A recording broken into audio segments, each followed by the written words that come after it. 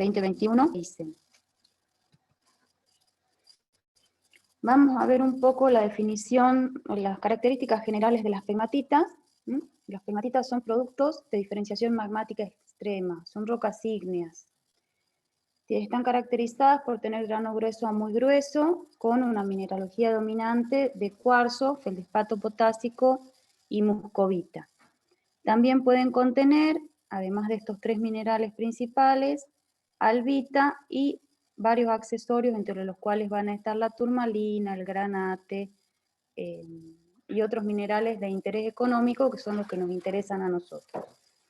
Los minerales entonces de interés económico van a ser aquellos ricos en volátiles y elementos litófilos.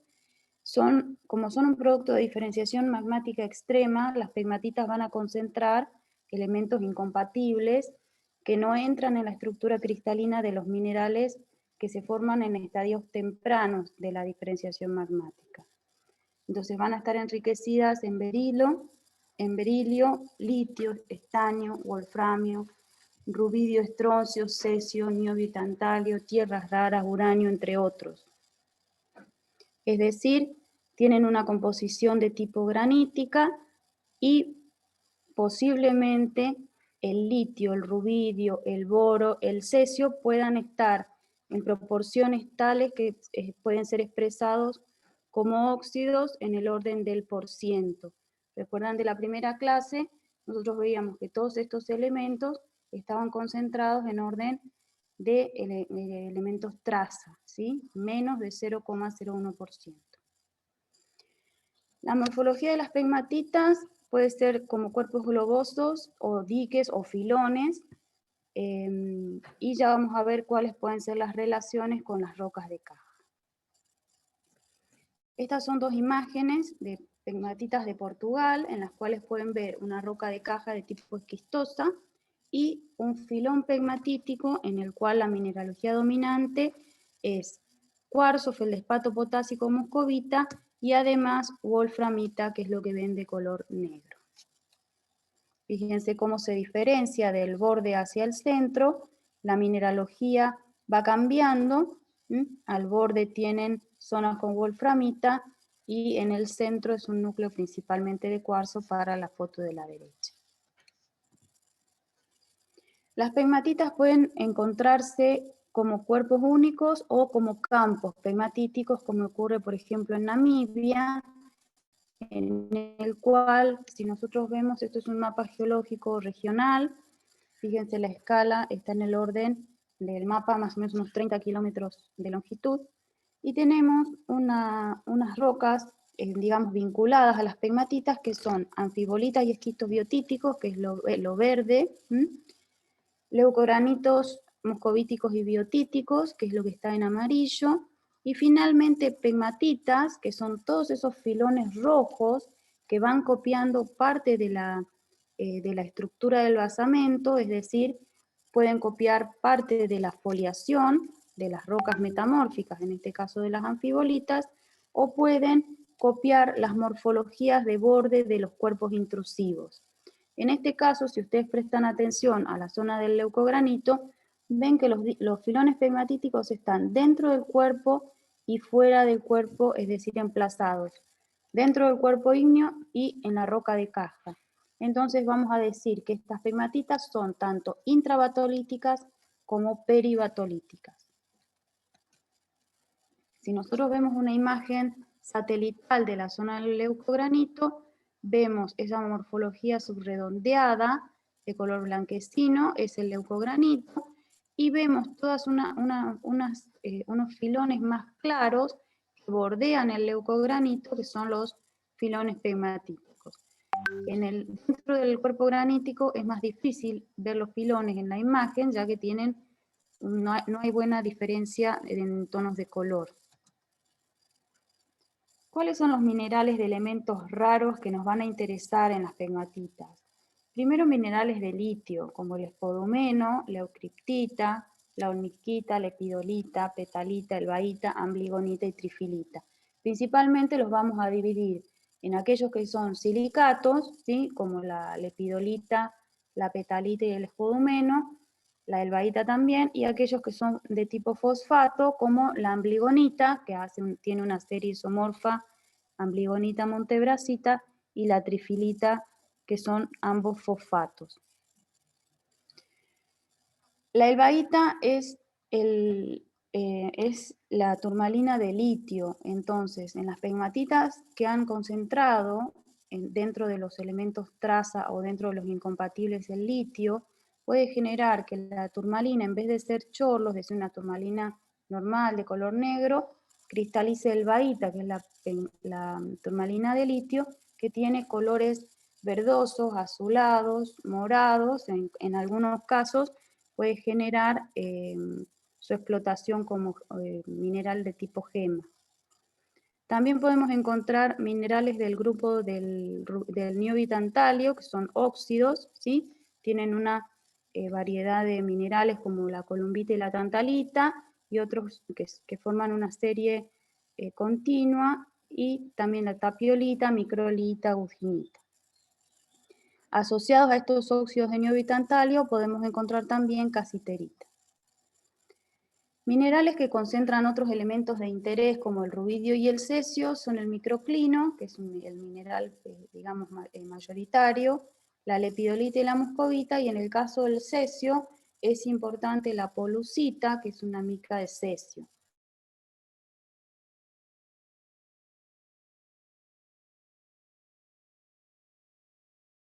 Malina, para que ustedes puedan ver digamos, la gran variedad que pueden tener, y tanto dentro del grupo de la elbaíta como del grupo del chorlo o la dravita.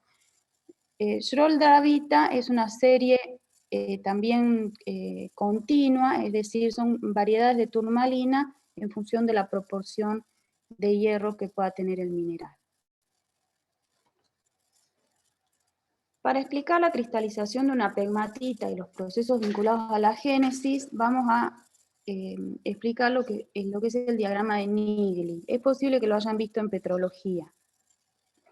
Este diagrama tiene dos partes. La parte derecha es un diagrama de presión y temperatura, presión en el eje de las X y temperatura en el eje de las Y. Y el gráfico de la izquierda es la proporción de de elementos refractarios, es decir, la proporción de cristalización. Entonces es una curva de evolución de PT, el gráfico de la derecha, y una curva de cristalización en el gráfico de la izquierda. Yo les voy a explicar el gráfico de la derecha, que es el que a nosotros nos importa desde el punto de vista genético. Si nosotros comenzamos en la parte superior, vemos que partimos a partir de un magma, que es un fundido silicatado. A medida que baja la temperatura, es decir, este magma comienza a emplazarse en distintas digamos, profundidades de la corteza, comienza la cristalización anhidra. Es decir, primero cristalizan aquellos minerales que tienen el más alto punto de fusión y son anhidros, es decir, no incluyen agua en su estructura. Estos son el ortoclinopiroxeno, el olivino, la plagioclasa cálcica. A medida que desciende la temperatura, entonces, a partir de ese punto que está como una A, ¿sí? Comienza entonces el periodo ortomagmático, es decir, en ese momento podemos relacionar todos los yacimientos ortomagmáticos que vimos ayer.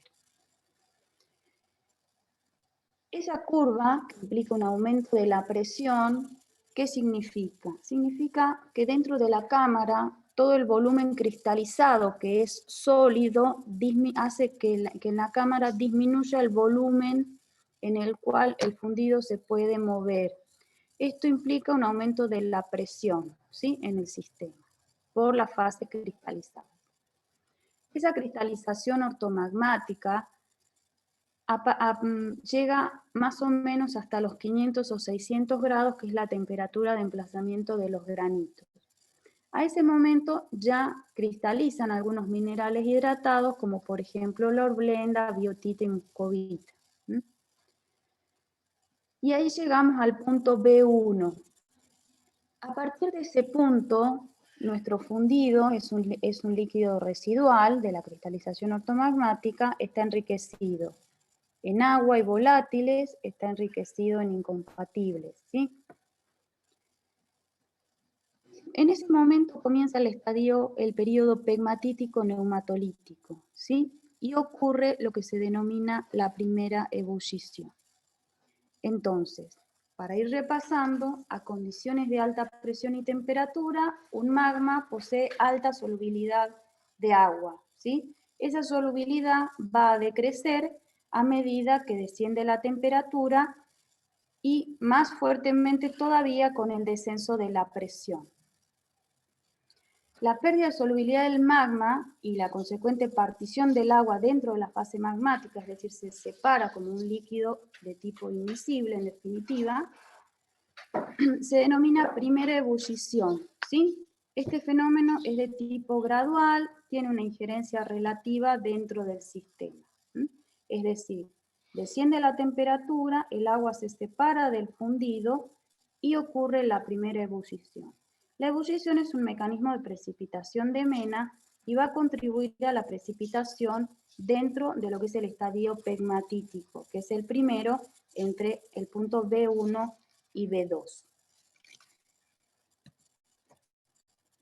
Otro proceso entonces de partición de agua que es más efectiva que esta pérdida de solubilidad se denomina segunda ebullición, ¿sí? Esta ocurre durante la cristalización de un magma que es producto de la exsolución, es decir, del magma se separa ya una fase que tiene principalmente un componente acuoso, ¿sí? Y ahí ocurre la segunda ebullición, este agua se vuelve a separar y ocurre la segunda ebullición. Esta ocurre durante un enfriamiento adiabático, que ocurre entre el punto B2 y C. Es decir, es un enfriamiento, un descenso de la temperatura a presión constante. Este proceso es más rápido, es más violento y implica una cristalización rápida. ¿Cómo lo relacionamos nosotros con la cristalización de una pegmatita y la generación de un Greisen? Entre el punto B1 y B2, cuando ocurre esta primera ebullición, hay una gran nucleación de cristales. La cristalización es rápida, genera cristales grandes, ¿sí? Aumentando rápidamente la presión. Es decir, entre B1 y B2 ocurre el estadio pegmatítico, los cristales son de gran tamaño y la cristalización, si nosotros vemos la temperatura y la presión, está condicionada por un aumento de la presión. En cambio, en el estadio neumatolítico, que es entre B2 y C, el enfriamiento es de tipo adiabático, la precipitación de la mena va a estar controlada por un descenso de la temperatura, la cristalización, digamos, el proceso es más rápido y violento, entonces genera un Greisen.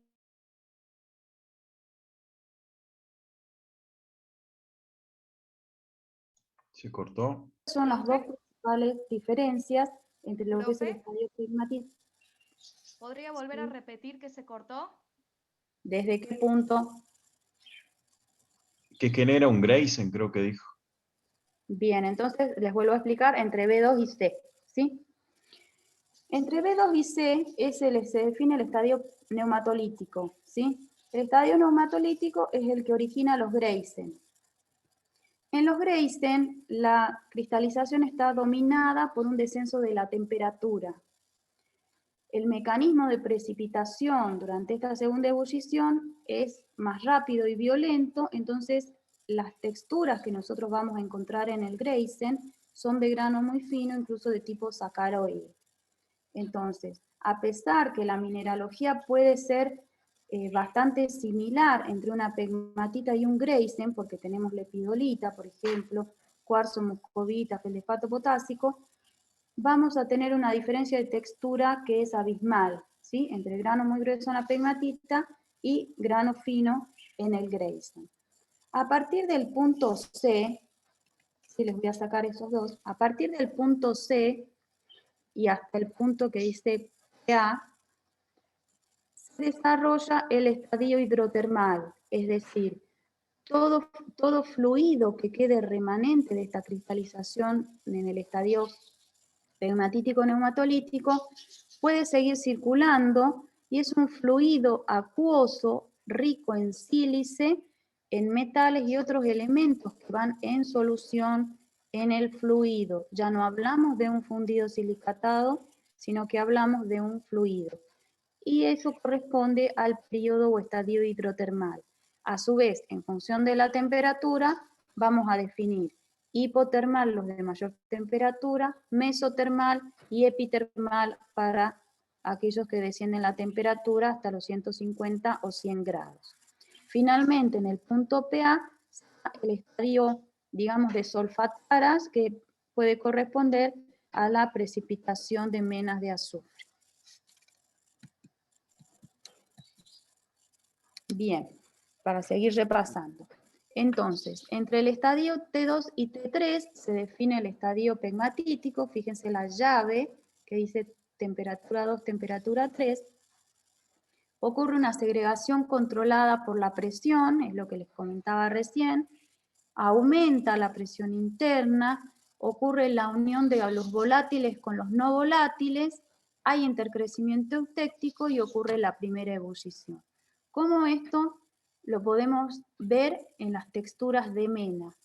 La unión de volátiles y no volátiles, el ejemplo más claro es la turmalina, que incluye boro en la estructura, ¿sí? Otra unión de volátiles y no volátiles son aquellos minerales de tipo hidratado. Hay intercrecimiento eutéctico, es decir, vamos a encontrar eutécticos en los feldespatos, ¿sí? Y ocurre la primera ebullición, que es uno de los mecanismos de precipitación de la mena. Para el estadio T3 y T4, que corresponde al estadio neumatolítico, ocurre el enfriamiento adiabático, es decir, a presión constante. Se desarrolla la segunda ebullición, que en algunos textos la van a encontrar como ebullición retrógrada. Los iones que están en el sistema se difunden más rápido en la fase acuosa que la mezcla silicatada condensada. Tenemos cristalización de minerales hidratados, clásicamente la lepidolita. Hay mayor velocidad en el crecimiento de los cristales.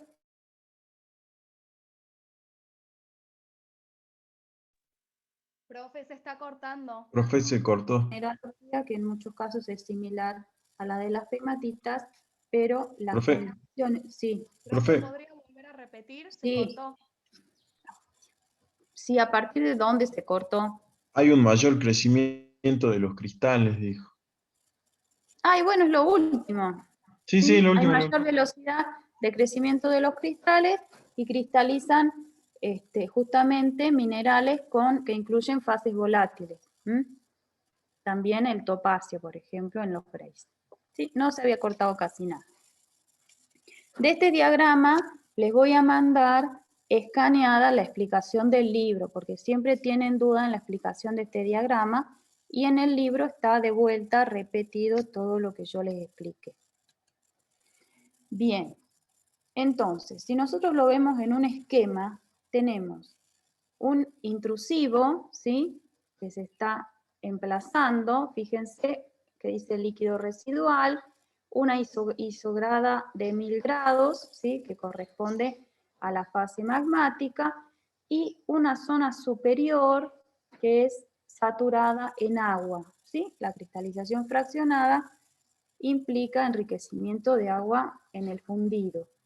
A partir de cierta temperatura, ese agua se exsuelve de la fase fundida, es decir, del fundido silicatado, y genera la primera ebullición. Aquí tenemos la parte de la roca de caja, en la figura de la izquierda, ¿no? Tenemos la roca de caja y las porciones solidificadas del intrusivo. En la figura de la derecha, lo que tenemos ya es el emplazamiento de la pegmatita con zonas de filones y asociadas a la parte, digamos, ya última, algunas brechas y venas de cuarzo, que es parte de ese fluido que queda remanente enriquecido en sílice. Con Profe, respecto a la ¿y ahí cuáles serían localización, los Grayson? ¿cómo? ¿Ahí cuáles serían los Grayson en esa imagen más o Grayson menos? lo vamos a ver en la que sigue, que está mejor diferenciada. Ah, ok. Esto es para el emplazamiento del intrusivo, las isogradas y el emplazamiento con respecto a la roca de caja. Entonces aquí lo que nosotros podemos ver es justamente el emplazamiento y relaciones entre las pegmatitas, los Grayson y los intrusivos. Entonces, si empezamos con la figura superior, tenemos una roca de caja que está compuesta por metasedimentos, la zona de emplazamiento de un granito, una zona de filones pegmatíticos que están indicados con cruces, que con respecto al intrusivo y roca de caja son pegmatitas intrabatolíticas y peribatolíticas, y una zona superior en la cual se encuentra desarrollado el Grayson, que es de grano fino, asociado a la parte superior del Plutón, tanto en una zona masiva como en un sistema de vetas que se ve hacia arriba.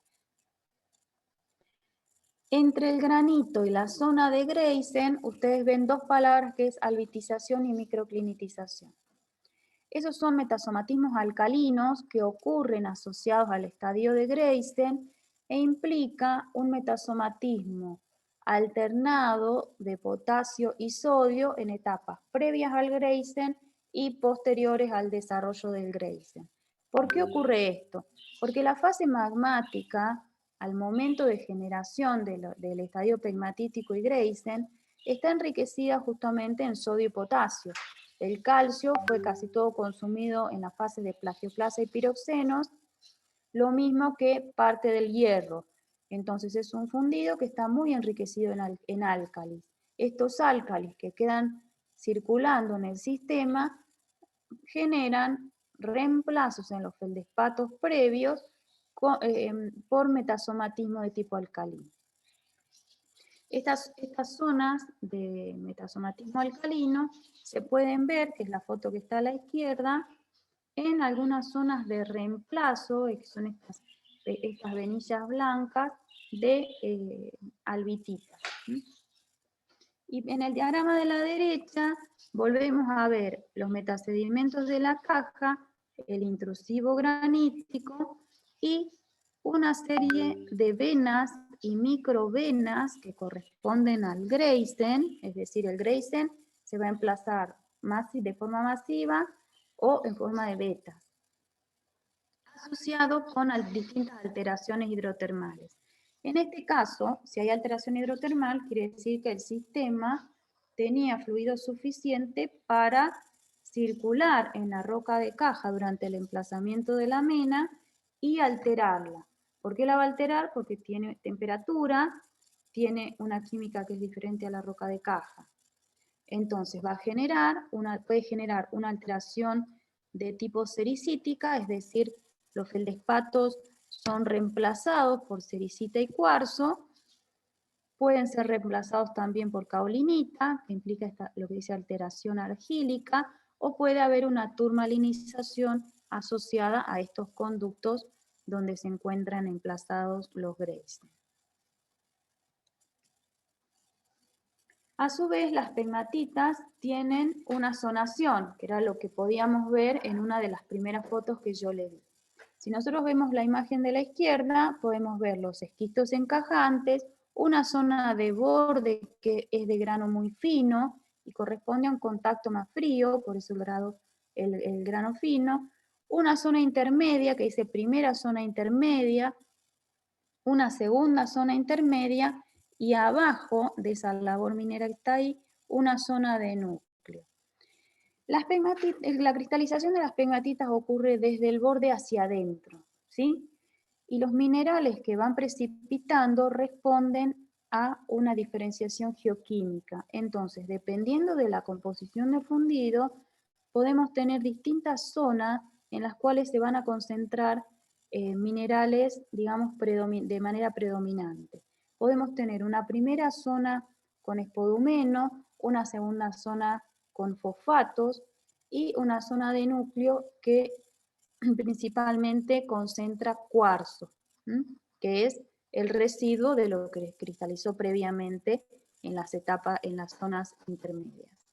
Y la foto de la derecha es cuarzo rosado de la zona del núcleo que en algunas minas, como por ejemplo en algunas minas de Brasil, tiene interés económico como, digamos, roca ornamental o para joyería.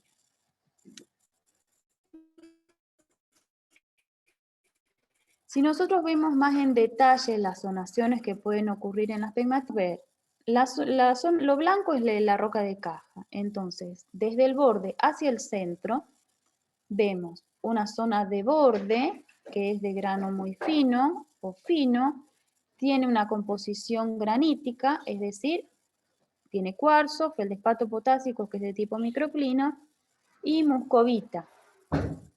Luego una zona de pared, ¿sí? O zona de muro, ¿sí? Principalmente compuesta por cuarzo y feldespato potásico, a veces con esa textura gráfica. Recuerdan que hablábamos que ocurre una cristalización de eutécticos también en algunas zonas, como pertíticos o en este caso feldespato con texturas gráficas. Luego entramos a las zonas intermedias de la pegmatita. Las zonas intermedias son las que desarrollan grano más grueso y pueden tener una diferenciación en subzonas, definiéndose primera zona intermedia, segunda, tercera, o zona intermedia, por ejemplo, de espodumeno, zona intermedia de fosfatos, etc. Entonces, dentro de esa zona intermedia, ¿sí?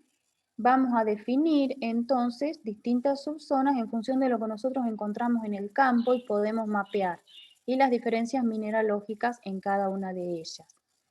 Y finalmente, llegamos a la zona del núcleo, compuesto principalmente por cuarzo, en cuyo borde a veces se desarrolla una zona, digamos, sí, un borde que lo limita, que puede tener principalmente desarrollo de turmalina. Por eso a veces vemos el cuarzo del núcleo con cristales grandes de estas turmalinas de tipo chorlo, a veces asociados con espodumeno beril, pero principalmente cuarzo con turmalina. Hablábamos del fluido que puede quedar remanente en el sistema. Si ese fluido queda remanente en el sistema, es enriquecido en agua, en sílice, puede tener algunos metales que no hayan sido incluidos en los minerales previamente formados,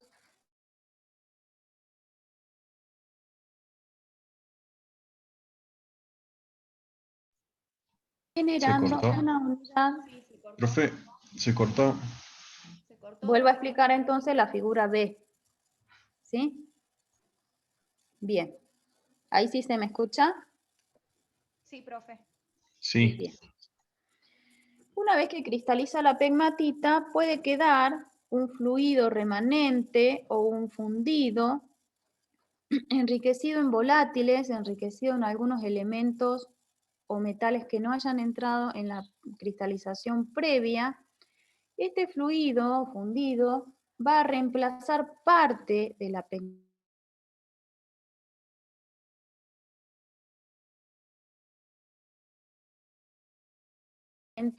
por cuarzo muscovita o la variedad lepidolita, con mineralización metálica, por ejemplo, mineralización de bismuto, mineralización de cobre, de molibdeno. Estas zonas, digamos, de reemplazo dentro de la pegmatita también pueden revestir interés económico.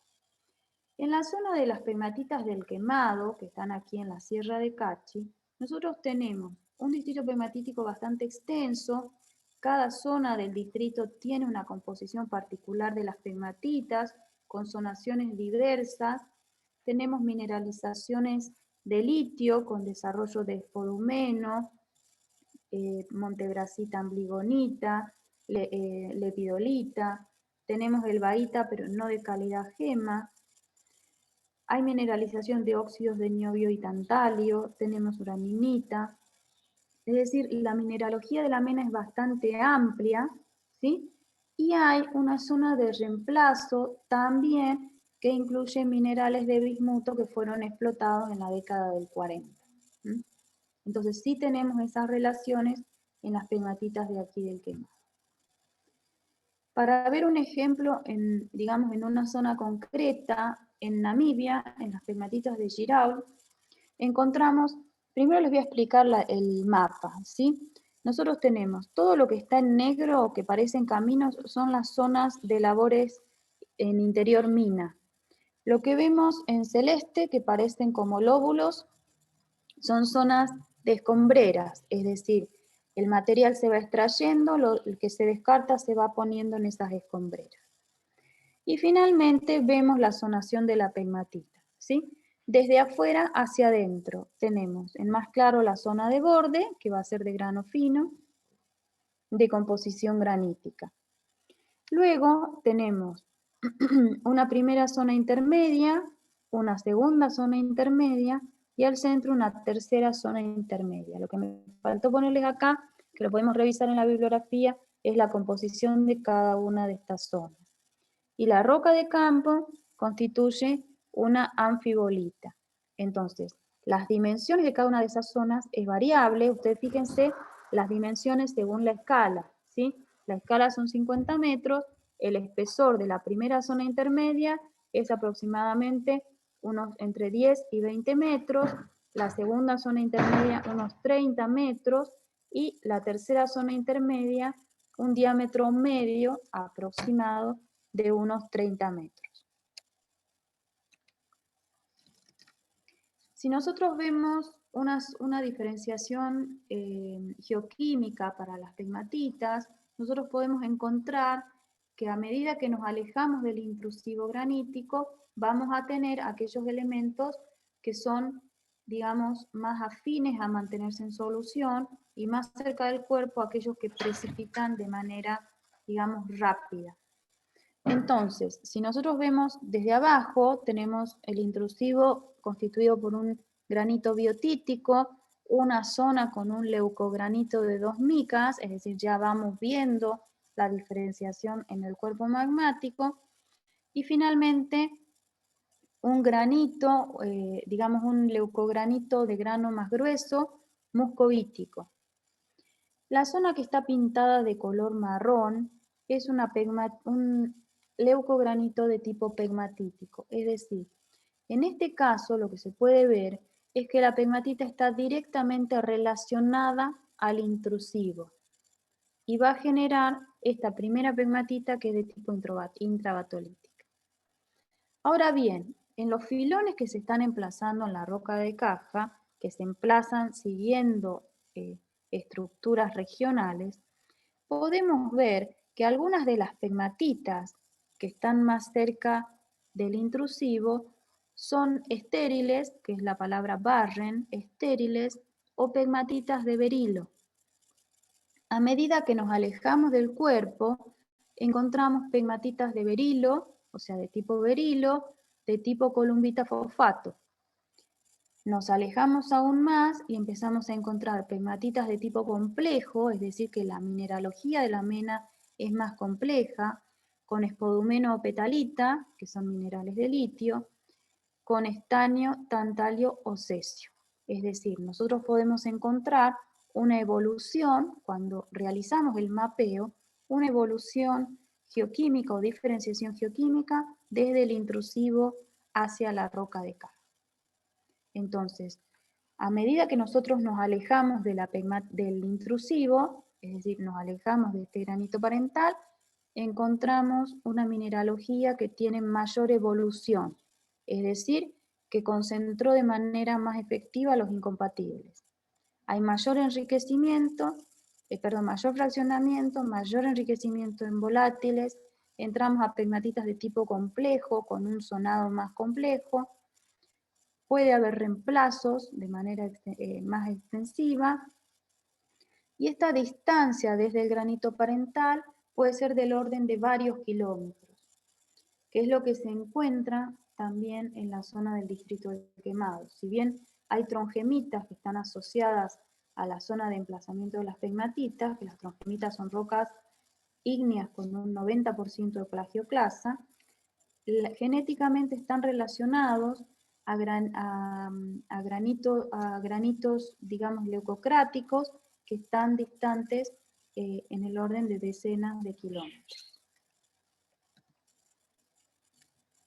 Lo que podemos ver aquí también es una zona de la zona del intrusivo granítico sobre la izquierda y una zona de diferenciación desde el granito hacia la roca de caja, en el cual vemos unas zonas con aplitas, que son rocas ígneas de grano fino, de composición granítica, una zona de filón pegmatítico, y a medida que nos alejamos, aumenta la diferenciación, aumenta la cantidad de boro en el sistema, la cantidad en este caso para el ejemplo de berilo, y agua en el sistema.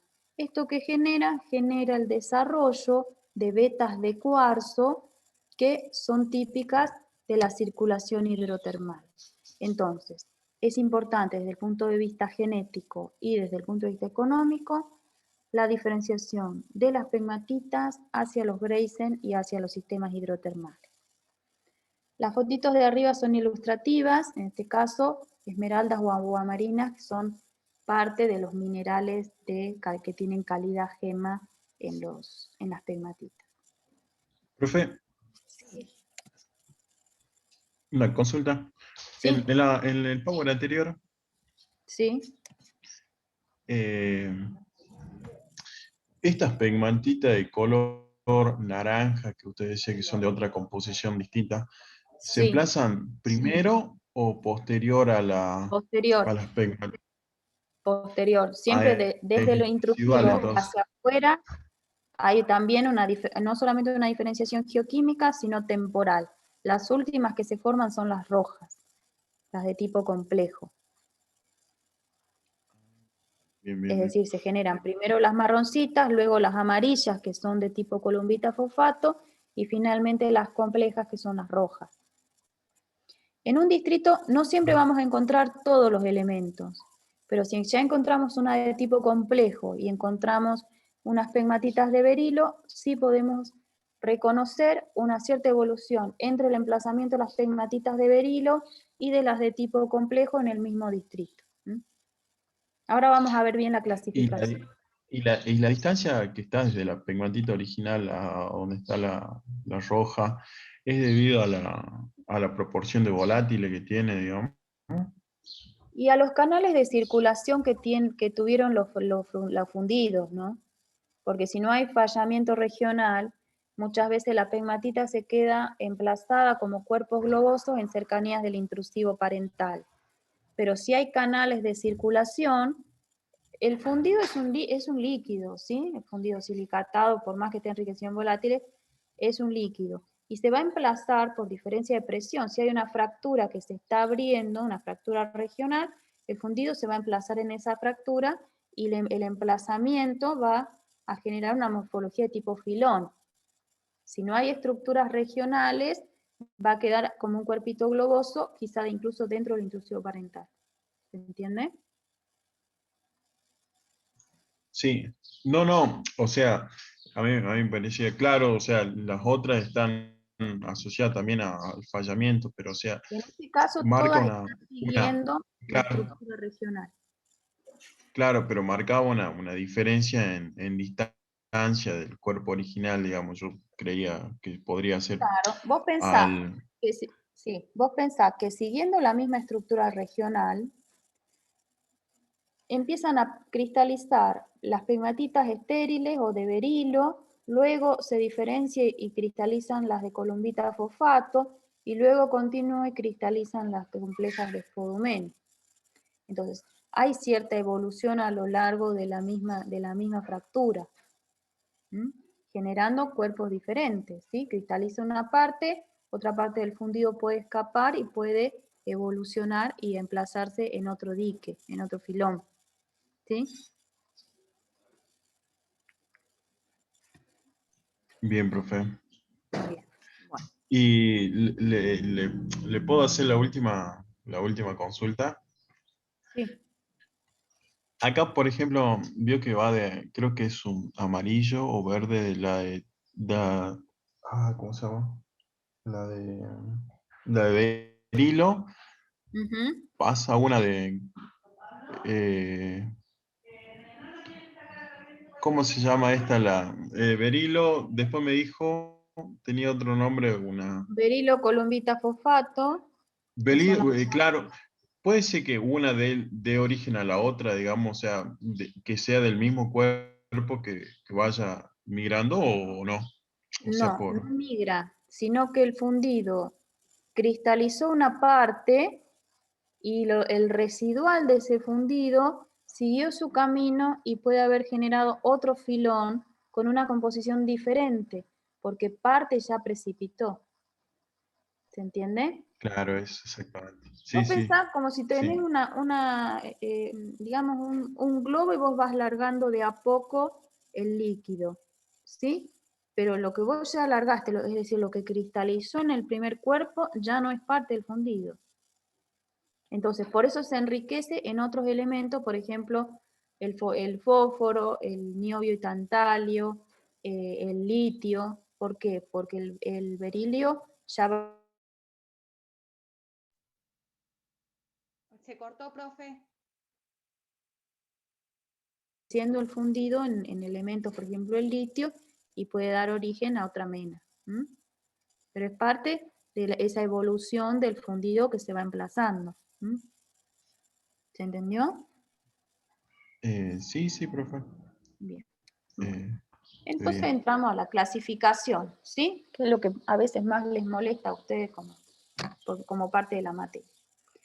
Hay distintas clasificaciones de las pegmatitas. La primera, según la mineralogía, es en pegmatitas simples y pegmatitas complejas. Es una clasificación de tipo mineralógica. Las simples incluyen mineralogía compuesta por cuarzo, microclino, es decir, feldespato potásico y muscovita.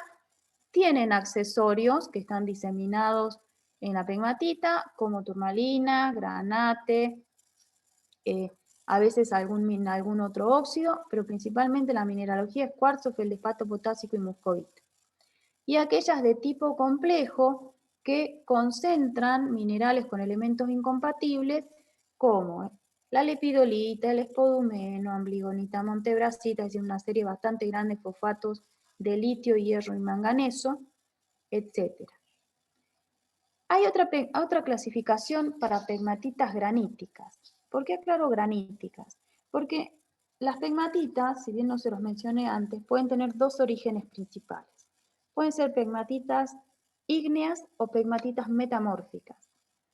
Las pegmatitas ígneas se generan a partir de la cristalización fraccionada de un magma, ¿sí?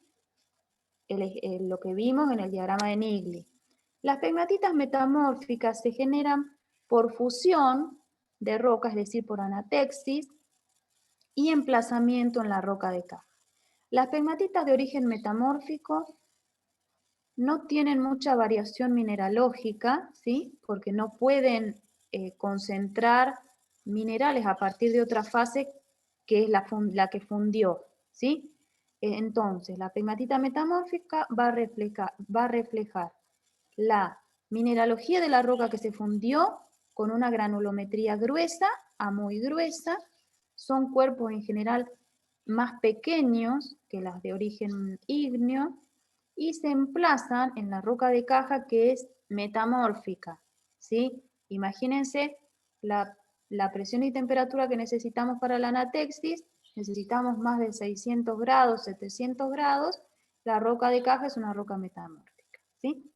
Entonces, si nosotros nos dedicamos a las pegmatitas graníticas, CERNI clasifica en 4 tipos, en función de las condiciones de presión y temperatura y los elementos menores que son típicos de cada una de ellas. Entonces, clasifica las pegmatitas de tipo abisal, que son equivalentes al grado de granulita, ¿sí? De baja y alta presión, entre 700 y 800 grados para su formación. Relación con los granitos no tiene y es una segregación del leucosoma anatéctico. Para lo que les acabo de explicar, esas pegmatitas abisales serían pegmatitas de tipo metamórfico. Luego clasifica las pegmatitas muscovíticas, que concentran, fíjense, estas sí concentran litio, berilio, itrio, tierras raras, uranio, torio, niobio y tantalio. Las abisales no concentran litio, no concentran berilo, no concentran itrio, itrio sí, pero no concentran niobio y tantalio tampoco. Es decir, es relativamente, digamos, restringida la mineralogía de las pegmatitas abisales con respecto a las otras pegmatitas definidas en la tabla. La presión y la temperatura es equivalente a una fase de anfibolita, es decir, estamos entre 650 y 580 grados centígrados. Si recuerdan el diagrama de Nigli, nosotros tenemos que estas pegmatitas están en el principal estadio de cristalización de las pegmatitas, que es entre 600 y 500 grados. Relación con los granitos. Cerny dice que estas pegmatitas pueden constituir cuerpos anatécticos o pueden ser marginales y exteriores a los granitos. En este caso, las pegmatitas muscovíticas que concentran litio y berilo están asociadas a las zonas de margen de los cuerpos intrusivos. Y principalmente relacionadas con los cuerpos intrusivos. Luego clasifica las pegmatitas de elementos raros y las clasifica en dos tipos, ¿sí? Aquellas que tienen litio, rubidio y cesio y aquellas que no lo tienen, básicamente. Las primeras están relacionadas a una facies, digamos, equivalente a andalusita y silimanita, es decir, entre 650 y 500.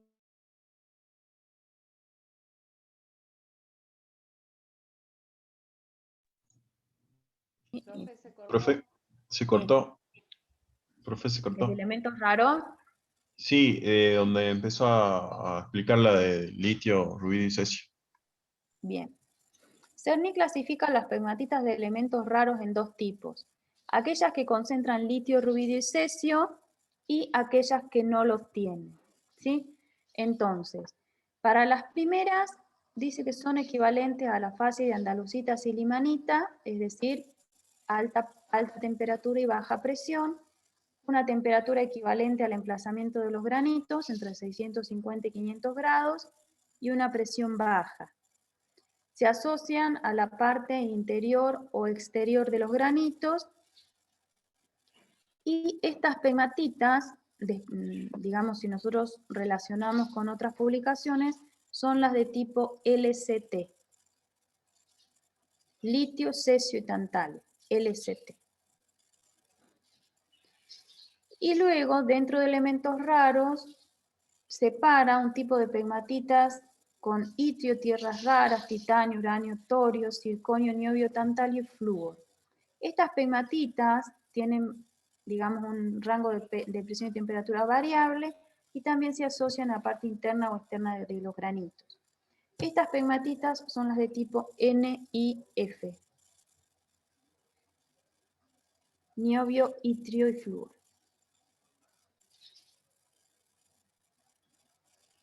Y finalmente clasifica las pegmatitas miarolíticas que pueden concentrar tierras raras, niobio, tantalio, flúor, itrio.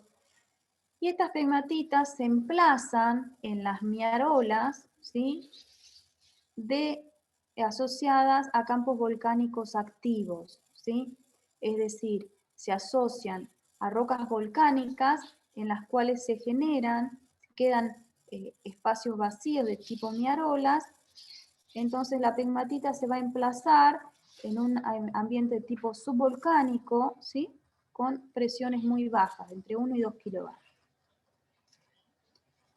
Esta es la primera clasificación de Cerny. Luego, Cerny, para las pegmatitas de elementos raros, genera otra cristalización, considerando tipo de pegmatita, subtipo de pegmatita y haciendo una caracterización con la asignatura geoquímica y los minerales típicos que definen cada una de ellas.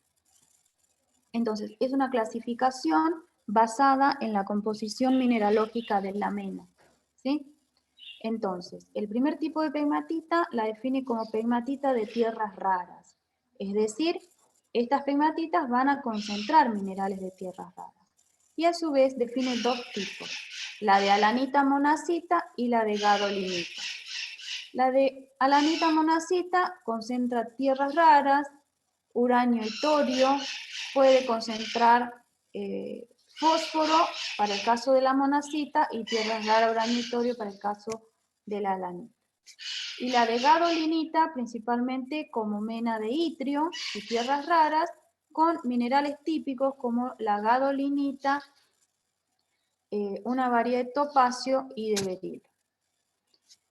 Luego clasifica el tipo de pegmatitas de berilo con dos subtipos, una de berilo columbita y una de berilo columbita fosfato.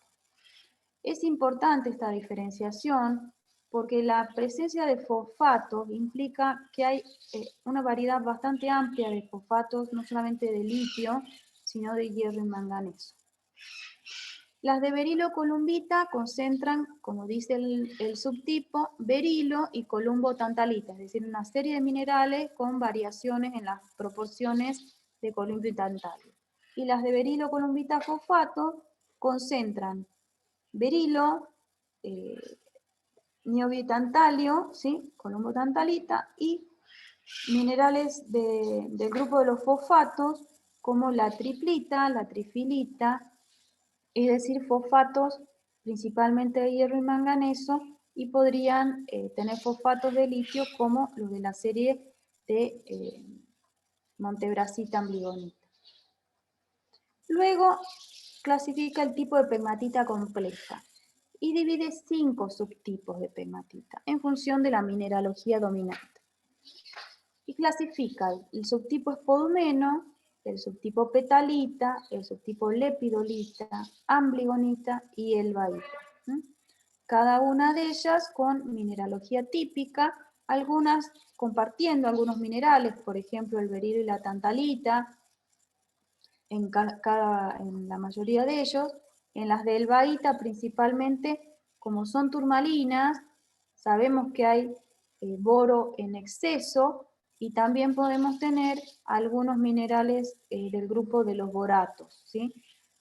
También tenemos asociadas a estas pegmatitas complejas, en casi todas, menos en la de petalita, la polucita, que es la mica de cesio, ¿sí? Que es importante desde el punto de vista económico. Y luego hay dos tipos más de pegmatitas, las de albita espodumeno, en la cual dominan estos dos minerales, a los cuales pueden estar asociados algunos óxidos como la casiterita y la tantalita, y finalmente las pegmatitas de albita, en las cuales la albita es el componente principal y los minerales accesorios típicos de interés económico son óxidos como la tantalita o la casiterita y el berilo.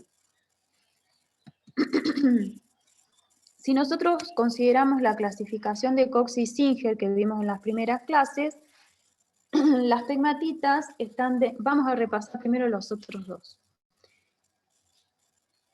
Vamos a empezar con la clase de ayer, entonces. La clase de ayer vimos, recuerdan, los depósitos ortomagmáticos, ¿sí? Para Cox y Singer son los del grupo 1, depósitos asociados a rocas máficas y ultramáficas, cromitas podiformes, óxidos de hierro y titanio, es decir, recuerdan las fajas titaníferas de Bushveld, por ejemplo, los sulfuros de níquel-cobre, ¿sí? Como los de Cambalda, las kimberlitas, que están asociados a rocas máficas alcalinas. No están aquí las cromitas estratiformes, que deberían estar, olivino y rocas ornamentales, deberían estar incluidas en el A. Y vimos los depósitos 2, depósitos carbonatíticos y vetas asociadas, cuerpos de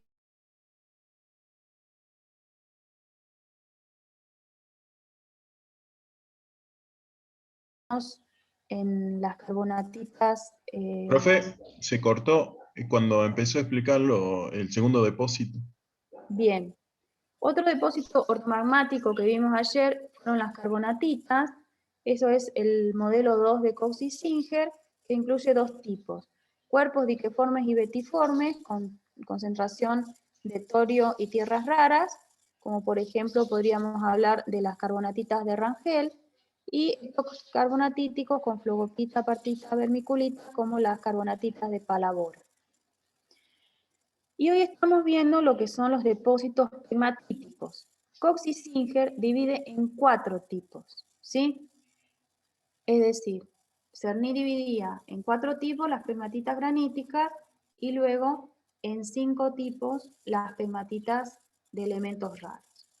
Entonces, Cox y Singer dividen pegmatitas complejas con berilio y litio, pegmatitas complejas con niobio y tantalio, pegmatitas simples con cuarzo, feldespato y mica, y pegmatitas desilicatadas que concentran principalmente corindón.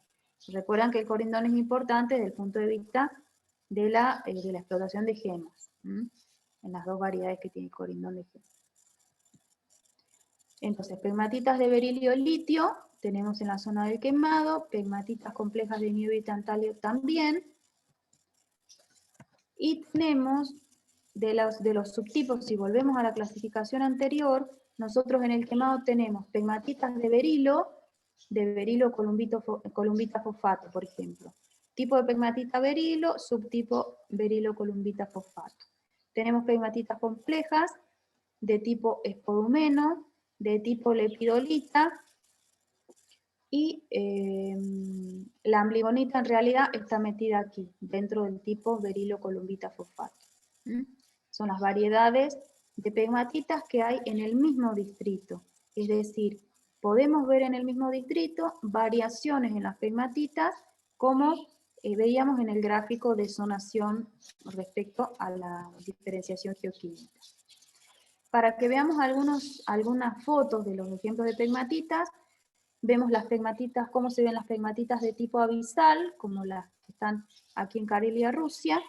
Fíjense la piqueta, ahí vemos la foliación de la roca de caja, ¿sí? Que es una roca metamórfica, que está en grado de granulita. Y el bolsón pegmatítico, ¿sí? Que se genera por anatexis de la roca de caja. En el caso de la derecha son pegmatitas de muscovita, fíjense que dentro de la zona del filón pegmatítico domina la muscovita sobre el feldespato potásico y el cuarzo.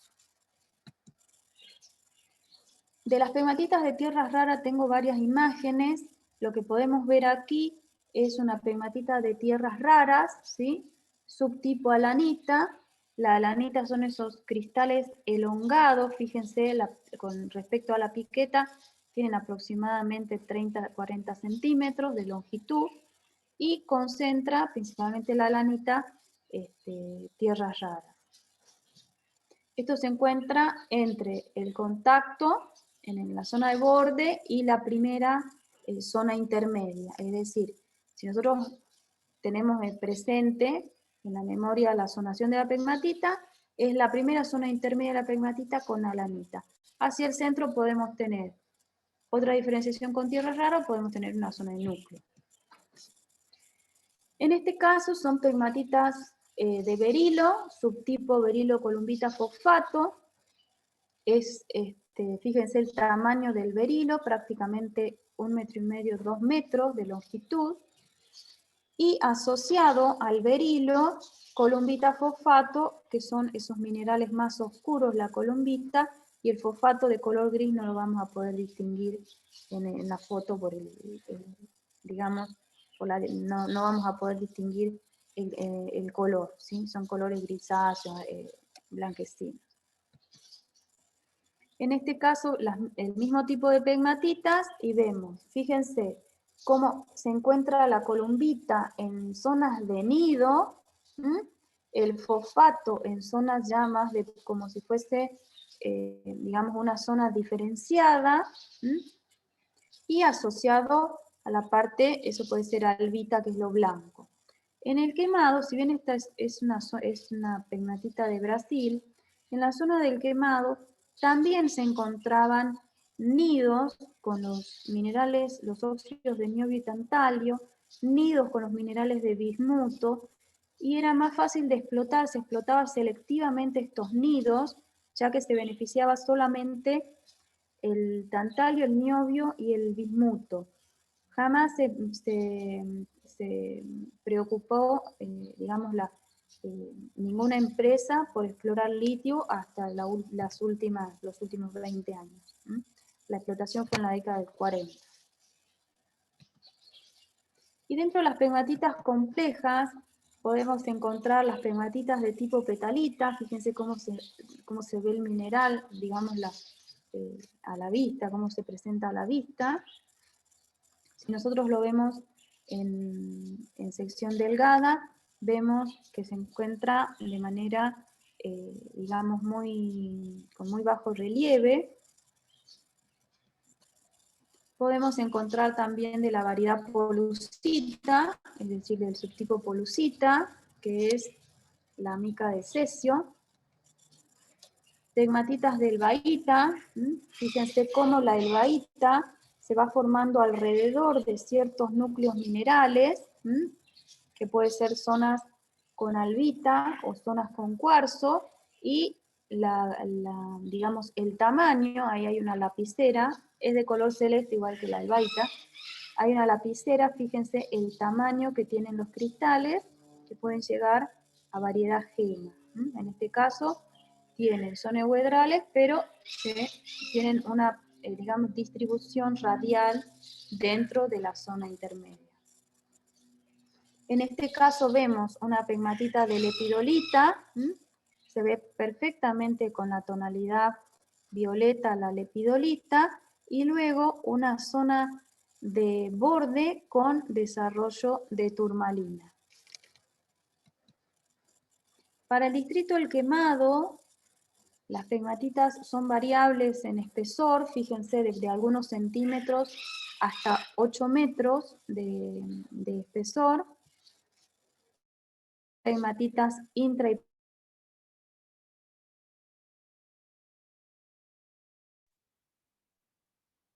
Profe. Palermo Oeste, y al sur de Palermo Oeste está Cachi. Profe. ¿Me escucha?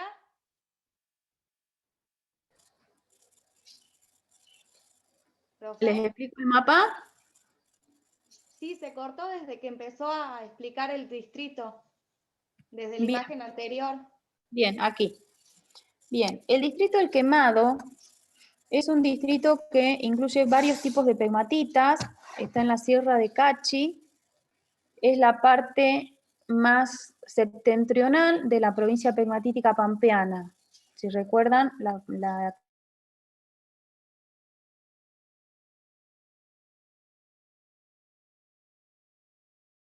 de espesor, en los más delgados no se reconoce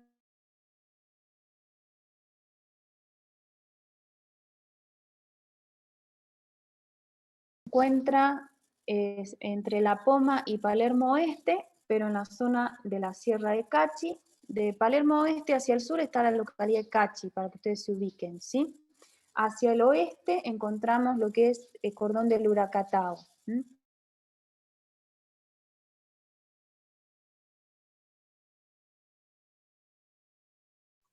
Santa Elena, El Peñón, hacia el norte Aguascalientes y La Elvirita.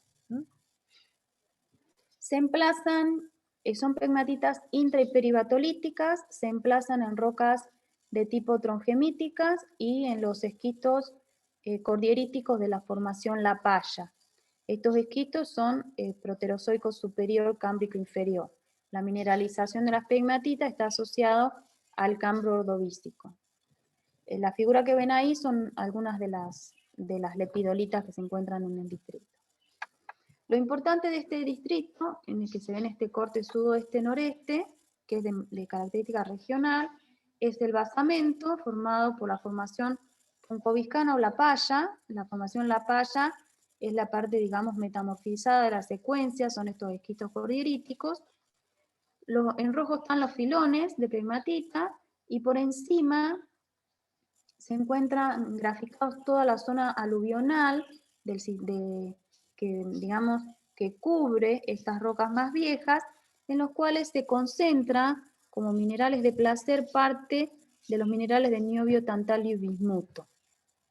Es decir, es importante analizar digamos, la concentración en los aluviones y en el emplazamiento, digamos, del yacimiento primario, que son las pegmatitas. Algunos de los minerales, entonces, que se encuentran allí son la tantalita, columbita, las variedades intermedias, berilo, turmalina, de la variedad chorlo, turmalina, les sigo comentando, turmalina de la variedad del bahita, no digamos, no de la variedad gema. Hay espodumeno, como les comentaba, variedades de subtipo de pegmatita de berilo, columbita fosfato, de espodumeno, de lepidolita. Para este distrito, para el distrito del Quemado, que es el ejemplo nuestro, pueden consultar toda la bibliografía de Galinsky, que hizo su tesis ahí, su tesis doctoral en la década del 80. Está por salir un trabajo, bueno, esperemos que pronto, sobre las pegmatitas, la parte, digamos, mineralógica y de composición del fluido. Y pueden consultar algunos trabajos de Arsenio Laza para lo que es composición de las rocas regionales, principalmente las trongemitas y los granitos. ¿Qué más les tenía que comentar de este distrito? Bueno, hay un mineral especial que nos ayuda a identificar la composición del fundido y del fluido que estuvieron actuando en la génesis de la pegmatita, que es la presencia de ganita. La ganita es un óxido de zinc. En el caso del óxido de zinc, prácticamente más del 90% en composición es óxido de zinc. Después hay la cantidad de hierro, manganeso son muy bajas. Nos indica que es un fluido de características oxidantes. Si hubiese habido azufre en el sistema, hubiese cristalizado como sulfuro de zinc, ¿sí? Como el falerita. Al encontrarse como óxido de zinc, nos da indicio de la composición química de este fundido. Eso son, digamos, lo que les puedo adelantar antes que salga el trabajo publicado. Bien, hasta aquí terminamos pegmatitas. ¿Tienen alguna duda?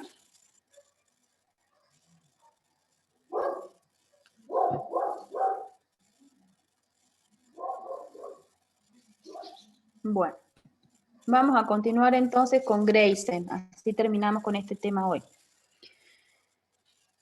Decíamos que los Greisen son parte del estadio pegmatítico neumatolítico y dentro de este estadio del estadio neumatolítico. Los Greisen son rocas que se componen principalmente por cuarzo y moscovita, puede ser la variedad lepidolita.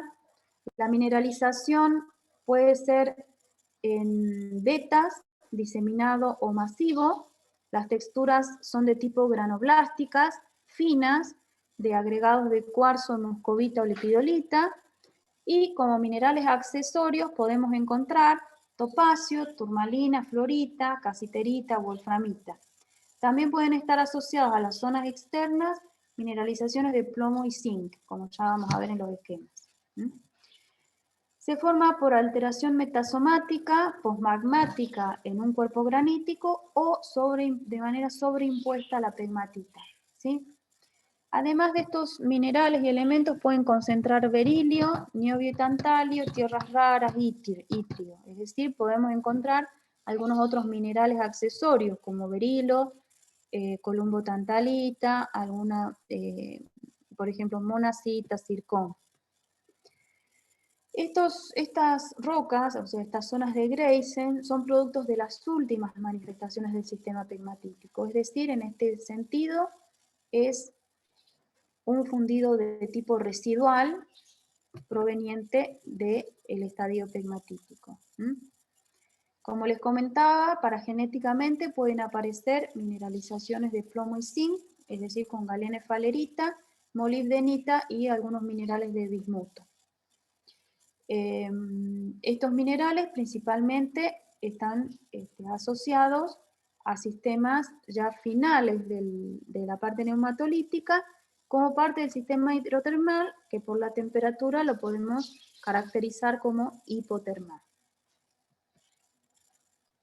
¿En qué zonas tectónicas se van a emplazar los Greisen, siempre asociados a intrusivos de tipo granítico. Es decir, si nosotros vemos este esquema y repasamos, ya que estamos en esto, repasamos los temas anteriores, vemos en la zona de subducción tenemos el desarrollo de un arco magmático, ¿sí?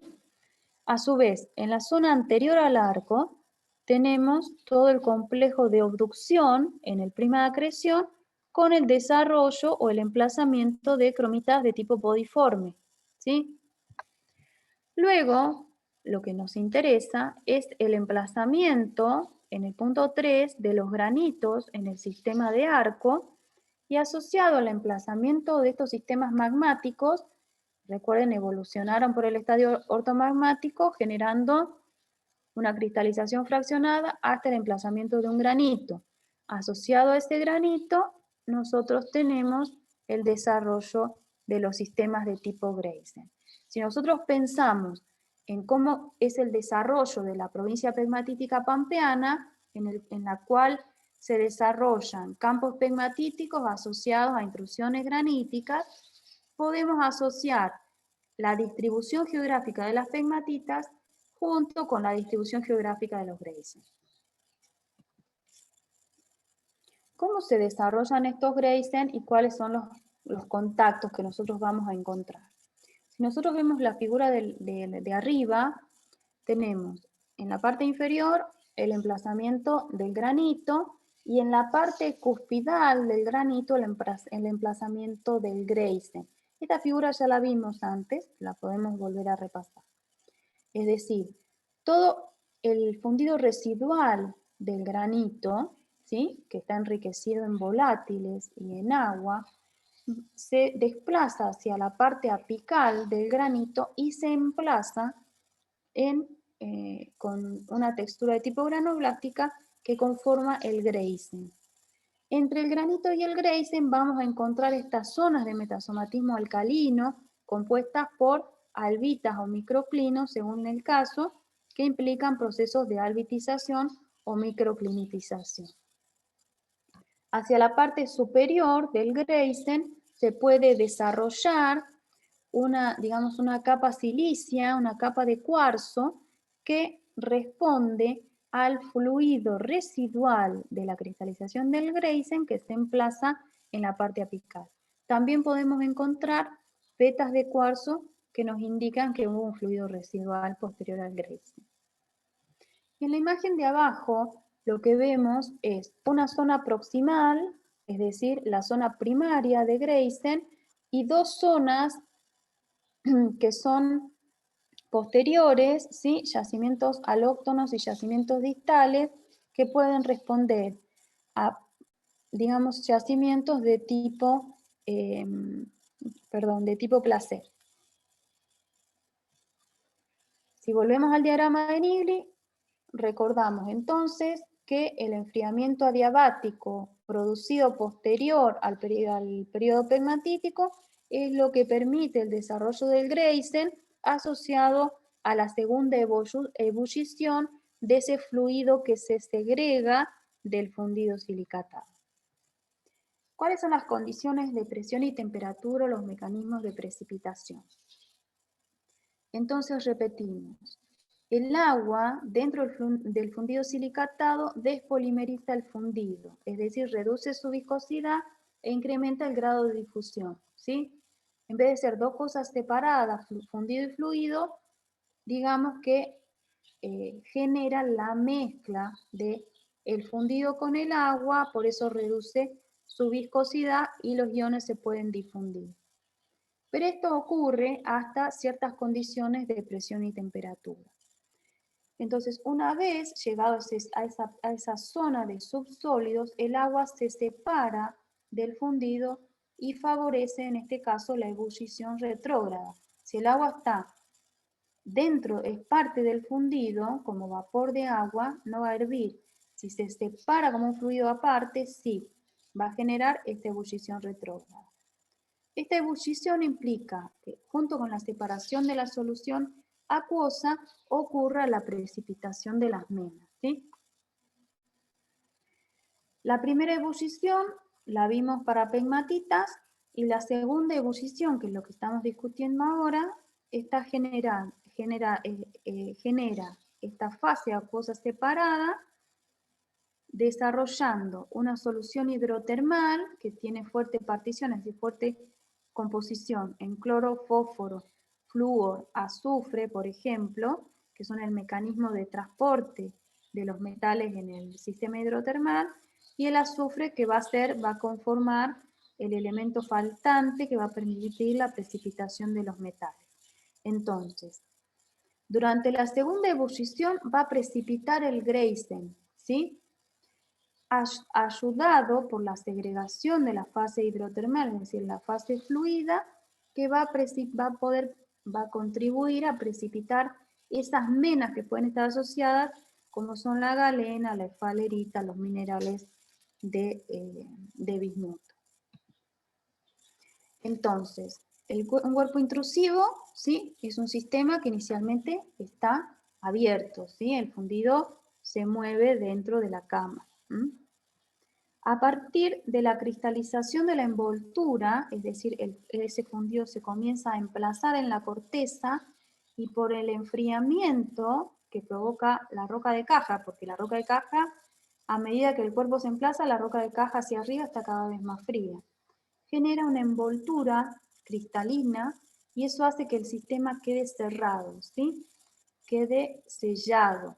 Eso implica el aumento de presión hasta el estadio pegmatítico, hay una saturación del líquido residual, ¿sí? Ocurre la ebullición retrógrada durante el descenso de temperatura, es decir, el cuerpo ya se emplazó, la presión se mantiene estática y desciende la temperatura. Ahí tenemos la cristalización del Greisen y la liberación de la solución acuosa residual, ¿sí? ¿Qué implica la flecha roja? Puede ser que en el primer estadio, una vez que empieza a solidificar el cuerpo, ocurra una apertura, es decir, una fracturación del sistema, y parte de ese fluido que está circulando, se emplace, ¿sí?, en parte superior del cuerpo, generando brechas. Si ustedes, no voy a volver atrás ahora, porque serían muchas filminas, cuando nosotros vimos en las pegmatitas la primera filmina donde estaba la isograda de 1000 grados y el emplazamiento hacia arriba de sistemas filonianos y brechas, o puede ocurrir que si el sistema se fractura, ese fundido se emplace como brechas o parte del fluido se emplace como brechas. Por eso muchas veces encontramos brechas de cuarzo con turmalina, porque hay una ruptura del sistema y un emplazamiento parcial de la mineralización. Si nosotros lo vemos en el diagrama de Nigli, podemos ver, bueno, esta flecha roja está muy arriba, podría estar más abajo, que en alguna parte del estadio ortomagmático o del estadio incluso pegmatítico ocurra la ruptura del sistema, el sistema no evoluciona como este teórico de Nigli, sino que directamente cae desde el punto de ruptura hacia una parte en la curva de los sistemas hidrotermales. Esta es la explicación de estas brechas de cuarzo con turmalina que muchas veces se encuentran asociadas a estos yacimientos. Algunas características generales que van quedando pendientes. Para los Greisen, ¿no?, hay un marcado control estructural, ¿sí? Son principalmente de tipo filonianos, a menos que se emplacen justo en la cúpula granítica, que pueden generar morfologías de tipo más globoso y texturas masivas, pero si no son principalmente filonianos, y puede haber incluso menas diseminadas. Para el caso de que haya mineralización de molibdeno o bismuto, es decir, molibdenita, por ejemplo, o bismutinita, el transporte ocurre por fluidos, es decir, por ese fluido que se separa de la fase fundida. Esos fluidos están en estado hipercrítico por las condiciones de presión y temperatura a la cual quedaron y hierven, ¿sí?, en estado hipercrítico. Perdón. Dentro de estos yacimientos también ocurre mineralización de casiterita, wolframita y, como les mencionaba, bismutinita. Hay otras mineralizaciones que son importantes y que incluyen fases volátiles, como el topacio, que incluye flúor, o la fluorita directamente, o apatita, que tenemos cuando tenemos fósforo. Las mineralizaciones también suelen ser exclusivas. Esto es importante porque si encontramos un mineral, eso nos implica que hay otro que no va a estar presente. Por ejemplo, si hay abundancia de estaño, es decir, si hay casiterita, el sistema va a ser pobre en plomo. Entonces, esto implica que hay desarrollo de una zonación, similar a lo que veíamos en la diferenciación geoquímica de las pegmatitas, que encontrábamos una diferenciación de elementos químicos desde el intrusivo hacia la roca de caja. Las relaciones entonces de los Greisen son de tipo espacial y genética con granitos especializados, es decir, granitos diferenciados. De los minerales ya hablamos, y sí puede haber alguna paragénesis que incluya otros sulfuros como arsenopirita, calcopirita y pirita. O sea, pueden estar de manera secundaria asociados a los minerales de mena. Y la ganga, generalmente, topacio y turmalina es lo más común. Si nosotros vemos la zonación que puede ocurrir asociado al Greisen, tenemos un granito que se emplazó en la corteza, que no está mineralizado.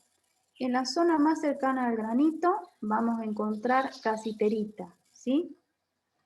Hacia la roca de caja podemos encontrar una mineralización dominada por cobre, es decir, calcopirita principalmente, y sulfuros de plomo, zinc y finalmente sulfuros de hierro. Es decir, puede haber una zonación desde el granito hacia la roca de caja. Recordemos que si bien el Greisen tiene una composición principal de cuarzo y muscovita o cuarzo lepidolita, las mineralizaciones de importancia económica en los Greisen son principalmente los metales. El caso de la casiterita, el caso de galena y efalerita. Este diagrama es complejo y necesito que presten atención, porque siempre tenemos problemas en la interpretación del diagrama. Este diagrama es para la zonación en lo que se denomina Greisen o exogreisen, tanto para distintas composiciones de las rocas. Si las rocas son alumino-silicáticas, si son carbonáticas o si son básicas. Recuerden que los Greisen son yacimientos de reemplazo, ¿sí? Son de reemplazo metasomático. Entonces, si el Greisen está reemplazando parte de la roca de caja, la composición del Greisen también va a ser diferente si esa roca de caja es carbonática o no. ¿Se entiende?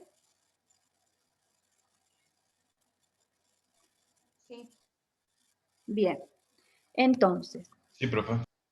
Perfecto. Entonces vamos a empezar de izquierda a derecha, ¿sí? La izquierda es la más fácil para, por lo menos lo que yo he visto todos estos años de clase, que es cuando la roca de composición es alumino-silicática.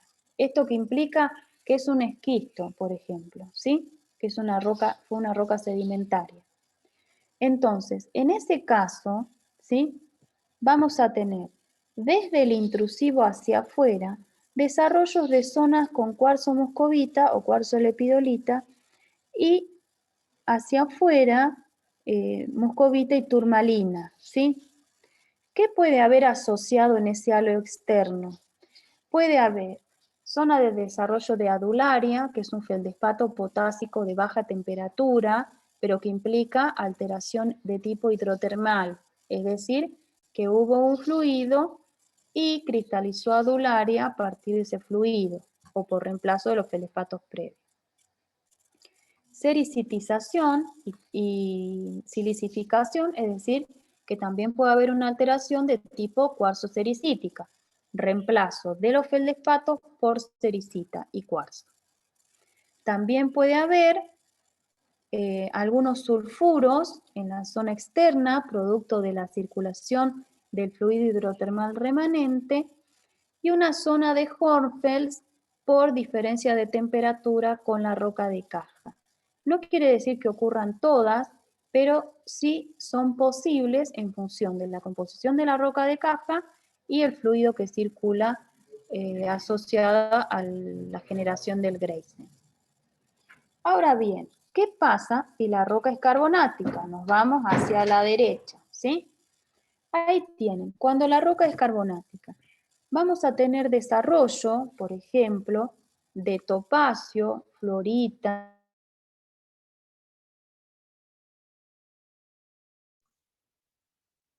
Profe, se cortó. Profe, se cortó. Profe, sí, ¿Profe? se le cortó. No, escucha. ¿Que se le desconectó? No sé, pero no responde, o sea, no se le escucha directamente a ella, se le cortó también todo.